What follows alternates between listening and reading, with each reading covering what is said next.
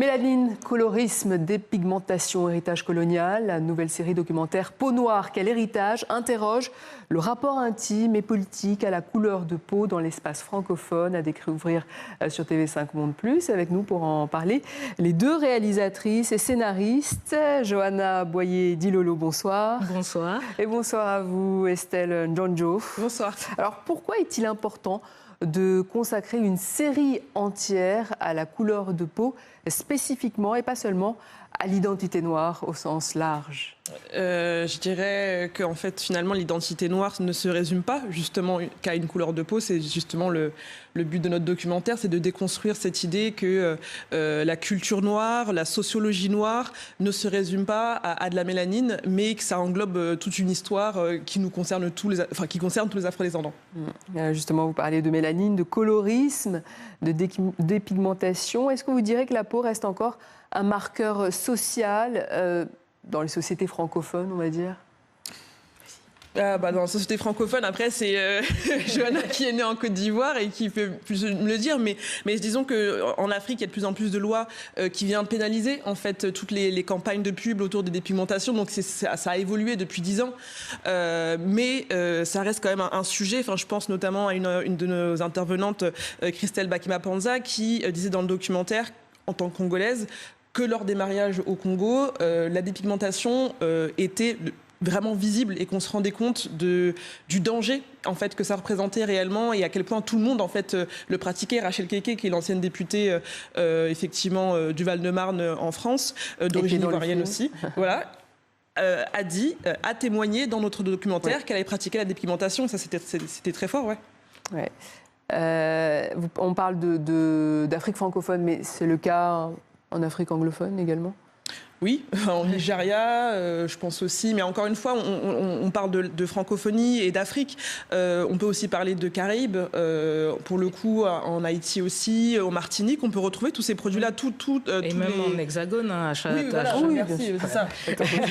d'eau, j'allais dire. On connaît bien.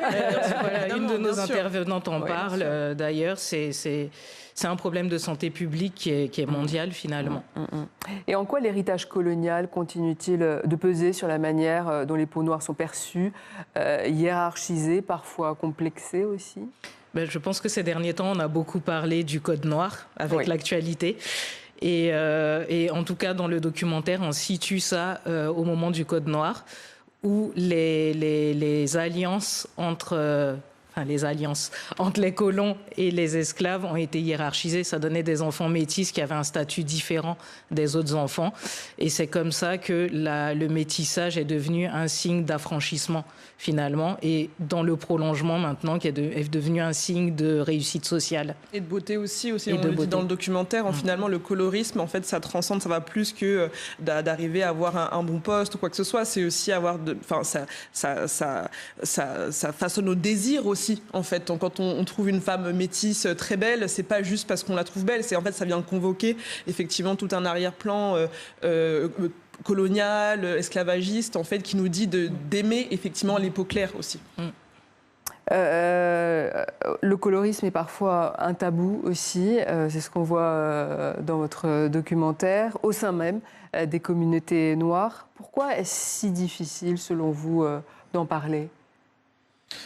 Je dirais aussi que c'est un tabou au sein même des fratries. Si on doit aller effectivement jusqu'au bout, c'est-à-dire que en fait il y a un intervenant, Dimitri, qui est tatoueur ornemental, qui parle du fait que sa sœur, il est d'origine martiniquaise, et qui parle du fait que sa sœur effectivement est plus claire que lui et a eu un traitement de faveur, ou du moins ce qu'il percevait comme du favoritisme. Et en fait c'est une histoire qu'on peut retrouver dans pas mal de fratries aussi. Et oui, en tout cas je dirais que c'est ce qui est le plus marquant, c'est d'arriver à essayer de traiter toutes les personnes afrodescendantes de la même manière. Et clairement, le colorisme, ça va entacher énormément de parcours finalement. Ça va empêcher surtout les parcours des personnes qu'on dit dark skin, donc qui ont la peau foncée, ça c'est sûr. Johanna, en Côte d'Ivoire, vous avez remarqué ça, vous confirmez? Oui, complètement. J'ai grandi, donc je suis née, j'ai grandi en Côte d'Ivoire et c'était quelque chose d'assez marquant.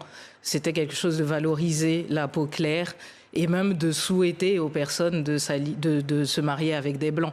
Moi, j'ai déjà eu cette remarque en étant enfant, où quelqu'un m'a souhaité d'épouser un blanc, et j'ai pas compris, évidemment, en étant petite.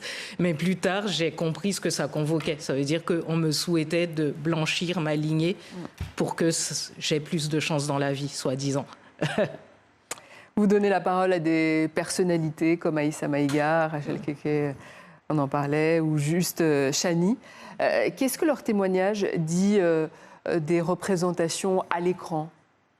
Déjà, Aïssa Maïga, c'est certainement l'actrice française noire la plus connue. Et elle a été pendant très très longtemps. C'est-à-dire qu'on a eu beaucoup de chance pour le Festival de Cannes. C'est l'actrice Aïdara qui a présenté. Et on est très content parce qu'en 2018, Aïssa Maïga sort Noir n'est pas mon métier, qui vient un peu rappeler le fait que voilà, on peut être actrice noire et être beaucoup plus que ça, ne pas être systématiquement renvoyer sa couleur. Et quand on parle de cinéma, on parle de récit. Donc on parle d'imaginaire et ça convoque ces mêmes stéréotypes autour des personnes noires comme étant des personnes qui souffrent beaucoup aussi. Je pense que c'est revenu beaucoup dans les retours qu'on a eu du film, c'est qu'ils étaient contents que ça soit un documentaire qui ait de la joie aussi, que ce soit pas uniquement tourné autour des souffrances qu'on peut ressentir ou vivre en fait en tant que personne noire. C'est ça. L'imaginaire, c'est la souffrance pour les femmes, la violence pour les hommes noirs. Le dernier épisode s'intitule Empouvoirment, Empowerment en anglais. Empouvoirment en bon français, oui. C'est ça. Comment passe-t-on du poids de l'héritage à une forme de fierté, voire de réappropriation? C'est déjà en prenant conscience de ce récit-là, donc en connaissant notre passé, notre histoire, pourquoi et comment on en arrive là, c'est se réapproprier ce récit et aller vers quelque chose qui nous appartient. Et justement, vous parliez des représentations avant. Nous, en tant que réalisatrices, ce qui nous inspire beaucoup, c'est cette vague de réalisateurs et de réalisatrices qui racontent les récits de notre point de vue et qui le racontent avec un regard nouveau et avec une joie nouvelle aussi et une fierté nouvelle. Même si ce sont des récits qui ne sont pas toujours faciles, on a souvent eu un point de vue qui est celui du vainqueur. Et là, c'est bien d'avoir nos points de vue et de se tourner vers les jeunes générations en leur disant « prenez la place, vous avez votre place et racontez vos propres récits ». Et je dirais aussi que ce qui a aussi changé, c'est le chiffre des réseaux sociaux. C'est-à-dire qu'aujourd'hui, en fait, toute la réflexion était de savoir qu'est-ce que Johanna va transmettre à son fils et aux prochaines générations d'afrodescendants. En fait, quand on grandit en France ou même dans le monde, on a des représentations de créateurs de contenu noirs, de scientifiques noirs, de chanteurs noirs, de toute personne qui ne tombe pas forcément dans un stéréotype de gothique noir. Maintenant, il y a beaucoup le gothique revient énormément dans la musique noire. Je pense à Ebony, à Lin Lin, à pas mal de chanteuses comme ça.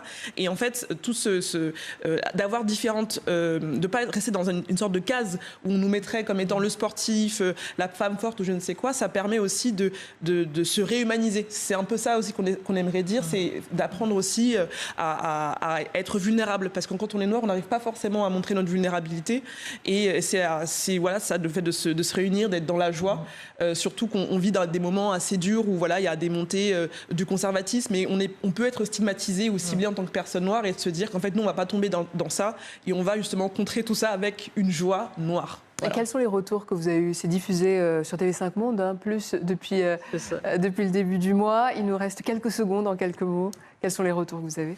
C'est des remerciements pour la joie, justement, pour avoir réussi à insuffler de la joie dans ce sujet. Johanna Boyer-Dilolo, merci. Estelle Djanjo, merci à vous deux, réalisatrices de la nouvelle série documentaire Peau Noire, quel héritage, diffusée sur TV5 Monde+. Merci beaucoup. Merci à vous.